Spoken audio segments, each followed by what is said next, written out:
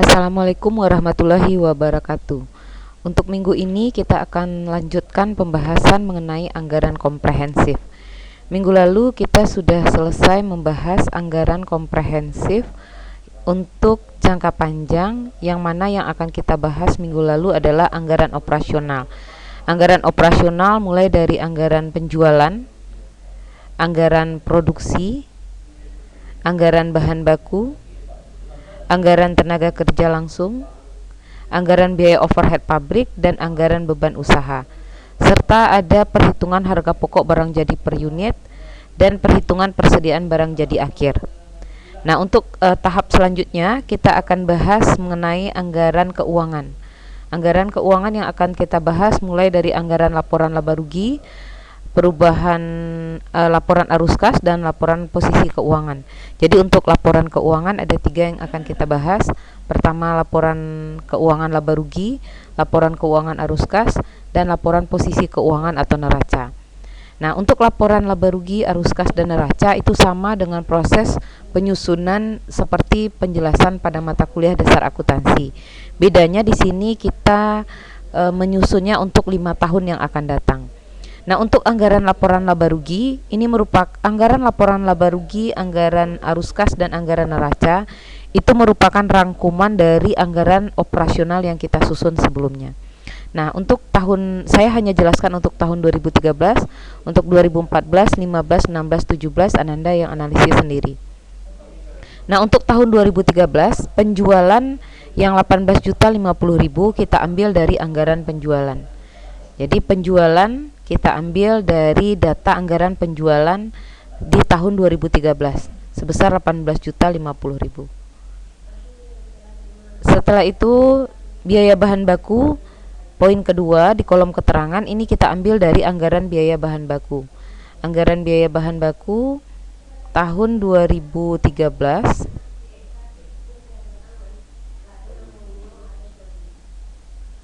anggaran bahan baku. Nah ya, ini anggaran biaya bahan baku tahun 2013 9.555.500. Kita ambil dari anggaran biaya bahan baku.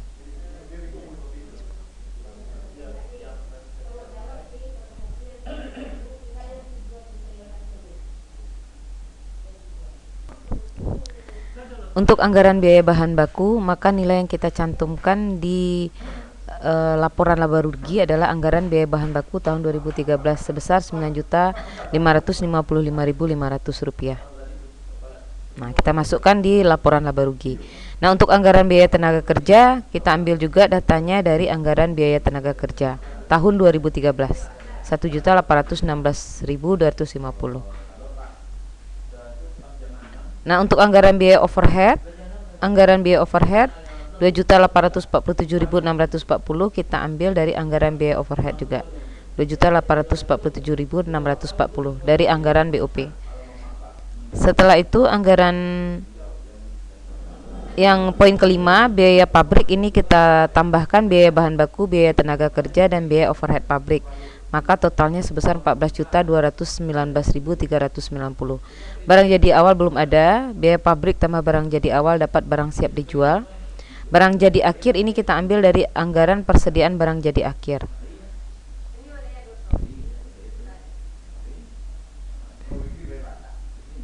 Nah, untuk barang jadi akhir kita ambil dari perhitungan persediaan barang jadi akhir tahun 2013 127.221. Kita masukkan di sini. Nanti barang siap dijual dikurangi persediaan barang jadi akhir dapat harga pokok penjualan. Penjualan dikurangi dengan harga pokok penjualan dapat laba kotor. Nah, beban usaha kita ambil dari anggaran beban usaha 1.436.405.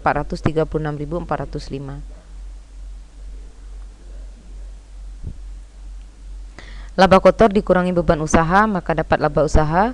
Beban bunga ini kita ambil dari pinjaman kepada pihak bank, yang mana beban bunganya sudah kita hitung di tabel rencana angsuran pokok pinjaman dan bunga. Nah, di sini beban bunga tahun 2013 sampai tahun 2017.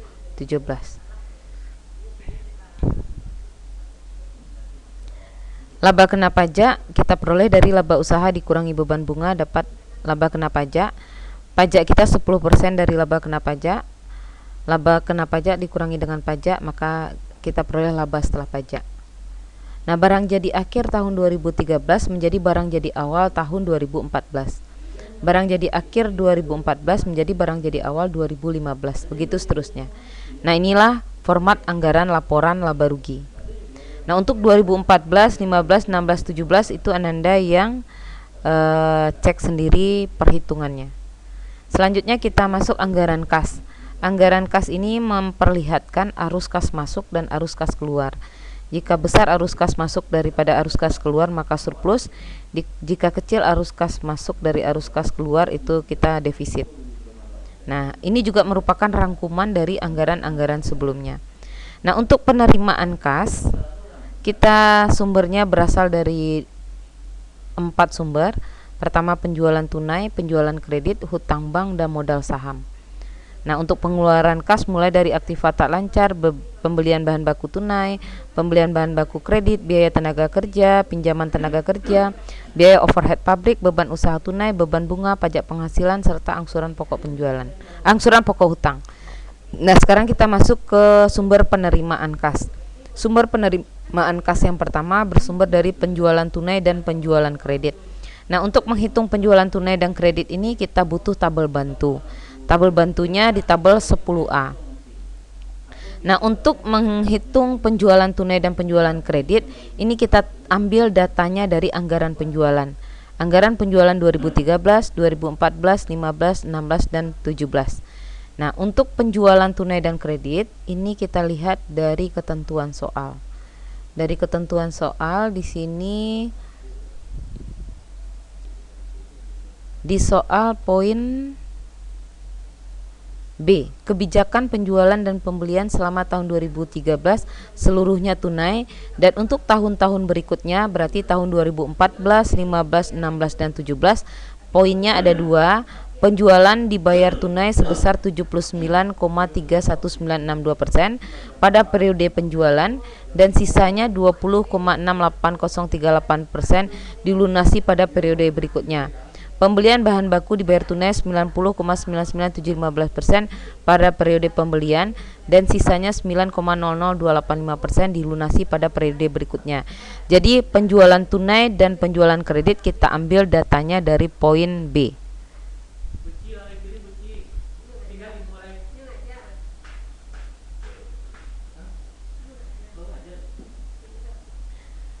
Nah, sekarang kita masuk tabel bantu 10.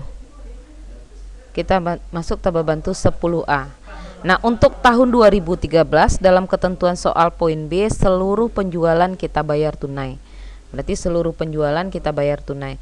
Nah, untuk 2014 sampai dengan seterusnya berdasarkan ketentuan soal poin B, pada periode penjualan dibayar tunai 79,31962% dari anggaran penjualan 2014. Jadi 2014 kita terima penjualan secara tunai sebesar 79,31962% dari anggaran penjualan 2014. Ini datanya. Sedangkan sisanya kita terima di tahun 2015. Ini penerimaan piutang dari penjualan kredit. Berapa besarnya? Sebesar 20,68038% kali anggaran penjualan 2014. Nah, ini yang kita terima 2015. Nah, tahun 2015 kita lakukan penjualan secara kredit lagi, penjualan secara tunai dan kredit. Tahun 2015 secara tunai kita jual sebesar 79,31962% dari anggaran penjualan 2015. Sisanya kita terima 2016 itu penjualan kredit dari penerimaan piutang sebesar 20,68038% dari anggaran penjualan 2014. Nah, begitu seterusnya. Jadi ada yang kita terima secara tunai dan ada yang kita terima secara kredit. Begitu juga untuk pembelian bahan baku. Pembelian bahan baku juga ada yang dibayar secara tunai dan juga ada yang dibayar secara kredit. Nah, untuk tahun 2013 seluruh pembelian bahan baku kita bayar tunai. Datanya ini kita ambil dari anggaran bahan baku. Anggaran bahan baku yang sudah kita susun di poin ketiga. Anggaran biaya bahan baku untuk tahun 2013 datanya kita ambil 9.555.500. tahun 2014 17.643.300 dan seterusnya. Nah, untuk pembelian bahan baku secara tunai dan kredit, kita kelompokkan. Ini kelompok pembelian bahan baku secara tunai dan ini untuk pengelompokan bahan baku secara kredit. Nah, untuk tahun 2013 pembelian bahan baku seluruhnya kita lakukan secara tunai. Data yang 9.555.500 ini kita ambil dari anggaran biaya bahan baku anggaran ketiga. Nah, yang 200 ini adalah sisa persediaan tahun sebelumnya. Sisa persediaan bahan baku tahun sebelumnya. Ini kita ambil dari soal poin G. Persediaan bahan baku akhir tahun 2013 sebesar 200.000. Berarti yang 200.000 soal poin G kita tambahkan dengan pembelian bahan baku secara tunai tahun 2013. Berarti pembelian bahan baku secara tunai 2013 adalah sebesar 9 juta sekian.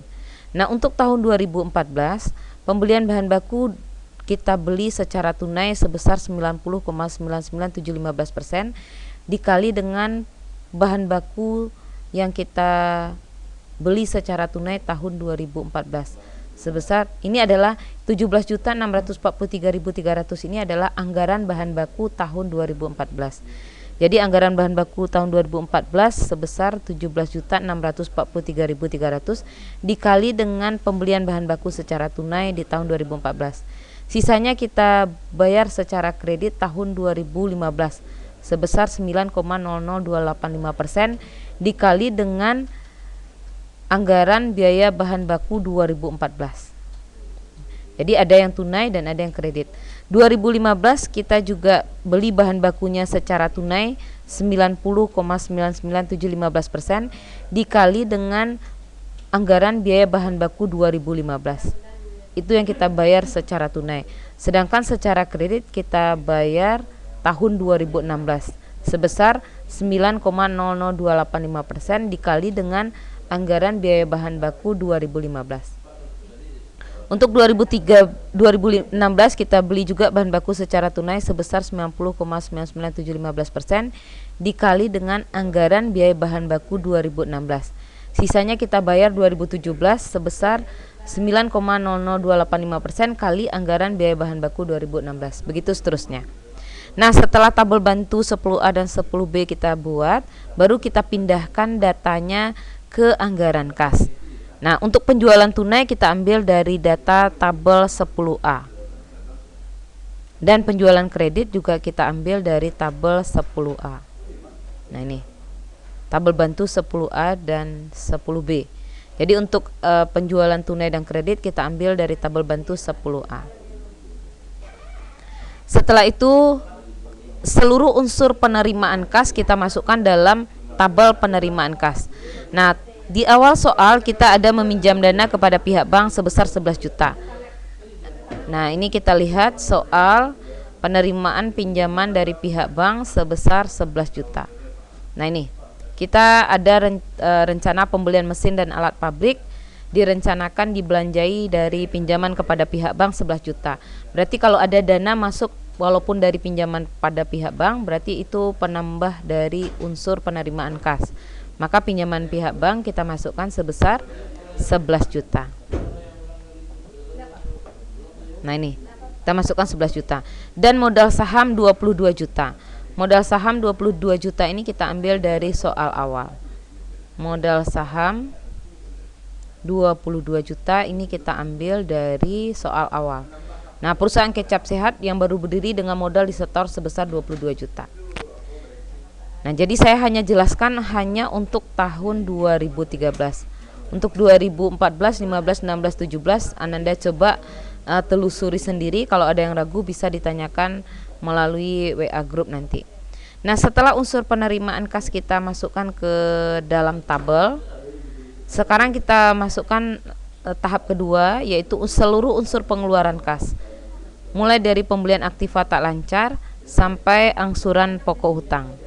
Nah, untuk pembelian aktiva tak lancar, ini yang menyebabkan nilai kas kita keluar, kita masukkan unsurnya di pengeluaran kas. Pembelian aktiva tidak lancar, ini ada ketentuannya di soal.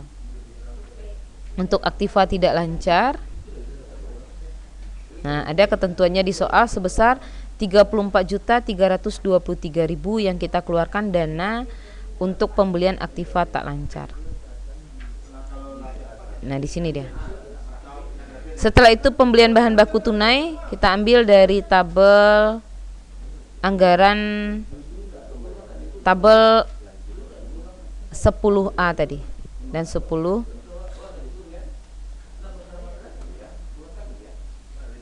Nah, pembelian bahan baku secara tunai kita ambil dari tabel 10B. Nah, ini pembelian bahan baku secara tunai dan pembelian bahan baku secara kredit kita ambil dari tabel 10B.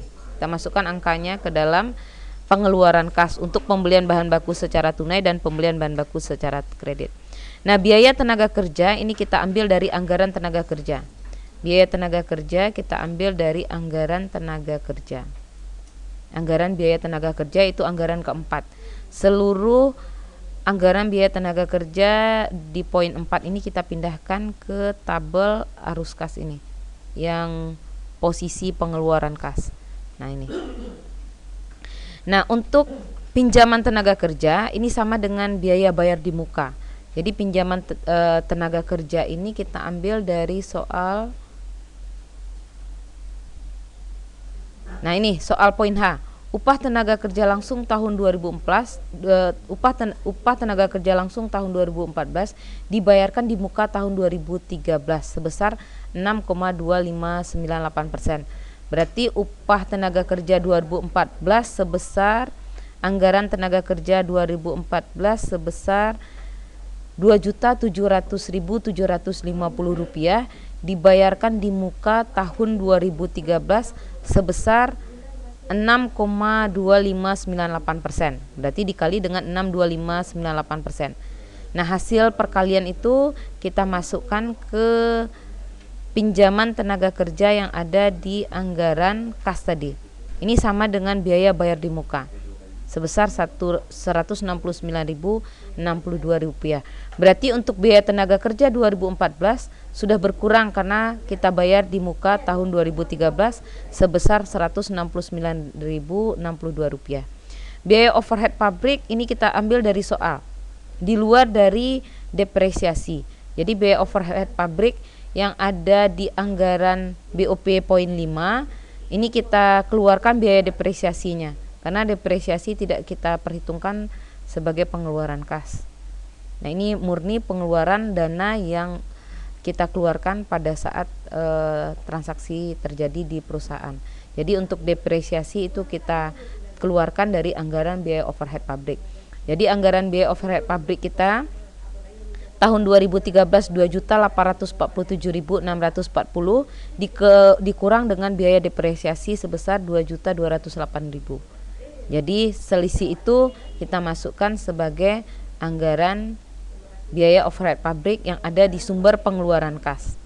Nah, di sini. Di sini. Nah, ini. Jadi biaya overhead pabrik yang kita cantumkan di pengeluaran kas ini adalah kita ambil dari anggaran biaya overhead pabrik poin kelima di luar dari biaya depresiasi. Jadi kurangkan dulu dengan biaya depresiasi. Nah, beban usaha tunai kita ambil dari anggaran beban usaha tunai, anggaran ke-6. Nah, ini di luar dari biaya depresiasi. Jadi 2013 anggaran beban usaha tunai kita Rp1.436.405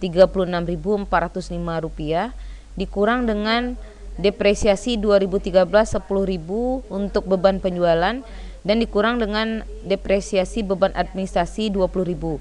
Jadi dikurang dengan 30.000. 1.436.405 dikurang 30.000. Itu yang akan kita masukkan ke dalam anggaran beban usaha. Jadi anggaran beban usaha yang kita masukkan dalam pengeluaran kas ini adalah di luar dari biaya depresiasi. Nah, pajak penghasilan kita ambil dari anggaran laporan laba rugi tahun 2013. Ya, ini di kolom PPH pasal PPH 10% Rp120.143. Nah, ini dia. Jadi pajak penghasilan kita ambil dari laporan laba rugi. Nah, ini dia. Angsuran pokok hutang ini kita juga ambil dari tabel rencana angsuran pinjaman yang sudah saya jelaskan minggu lalu. Nah, jadi angsuran pokok hutang kita ambil dari sini. Pembayaran pokok pinjaman 2013 tidak ada, kita mulai dari 2014, 15, 16 dan 17. Oke. Nah, untuk 2013 angsuran pokok utang kita tidak ada. Kita mulai dari 2014. Angsuran pokok utang kita 2014 itu sebesar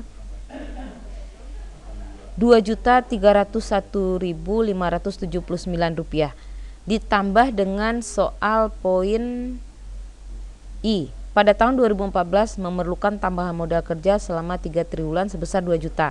Berarti soal poin I 2 juta ditambah dengan angsuran pokok pinjaman tahun 2014 Rp2.301.579. Nah, ini kita cantumkan di angsuran pokok hutang. Nah, setelah sumber penerimaan kas dan sumber pengeluaran kas kita totalkan, lalu kita bandingkan. Jumlah penerimaan kas 2013 dikurangi dengan jumlah pengeluaran kas 2013, kita mengalami surplus. Saldo kas awal kita nggak ada. Nanti surplus tambah saldo kas awal dapat saldo kas akhir.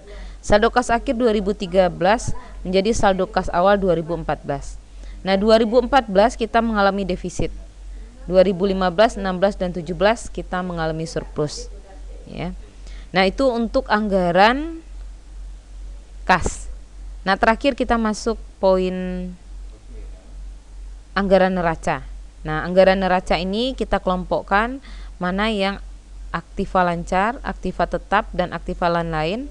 Total aktiva nanti harus sama dengan total pasiva. Di sini total pasiva kita adalah hutang dan modal sendiri. Harus seimbang total aktiva dengan total pasiva.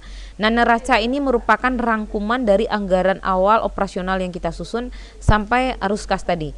Jadi neraca ini rangkuman dari anggaran penjualan, produksi, bahan baku, tenaga kerja, BOP, beban usaha, arus kas, dan laporan laba rugi. Semuanya kita masukkan angka-angkanya ke dalam anggaran neraca. Nah, kas yang awal ini tahun 2013 itu berdasarkan soal. Nah, kita lihat soal awal sekali, nilai 1.500.000 ini kita ambil dari soal.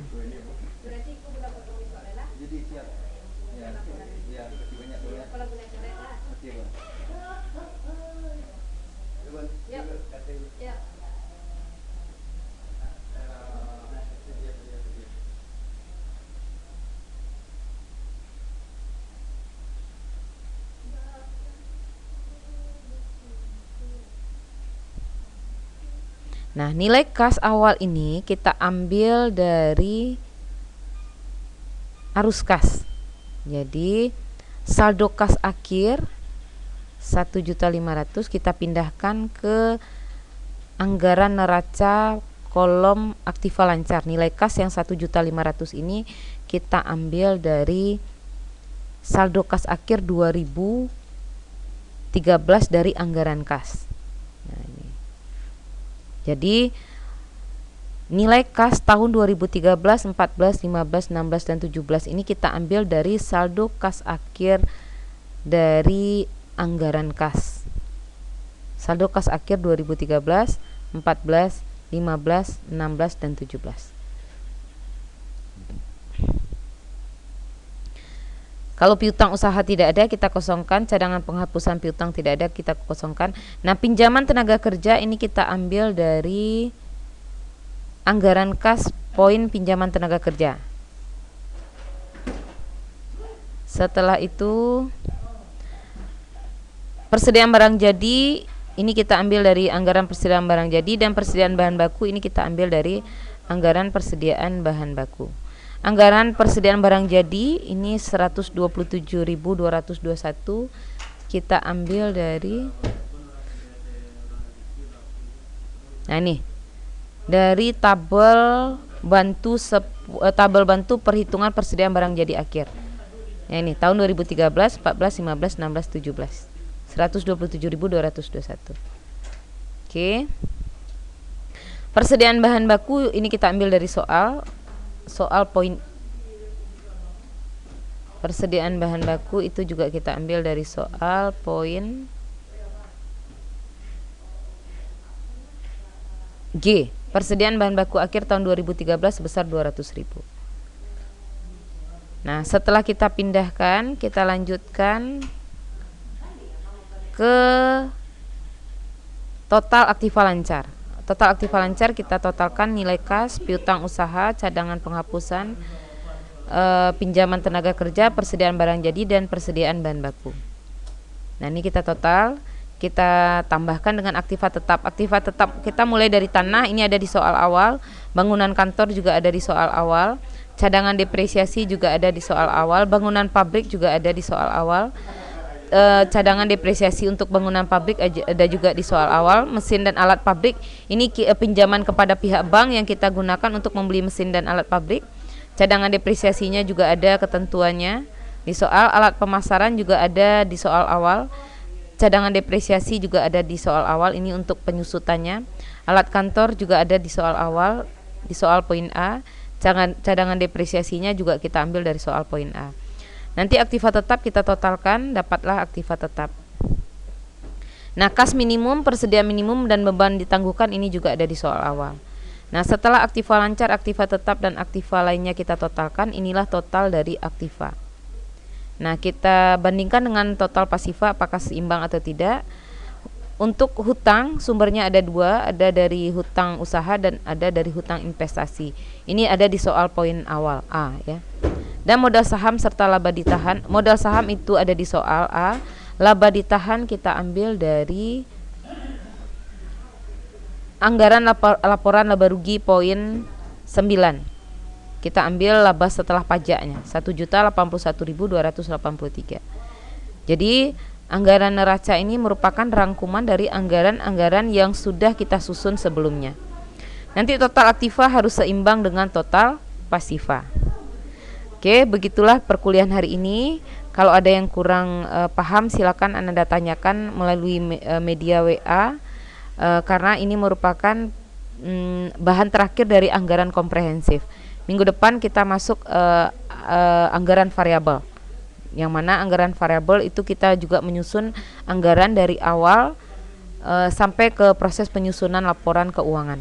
Oke, perkuliahan hari ini saya tutup dengan mengucapkan alhamdulillahirabbil alamin. Assalamualaikum warahmatullahi wabarakatuh.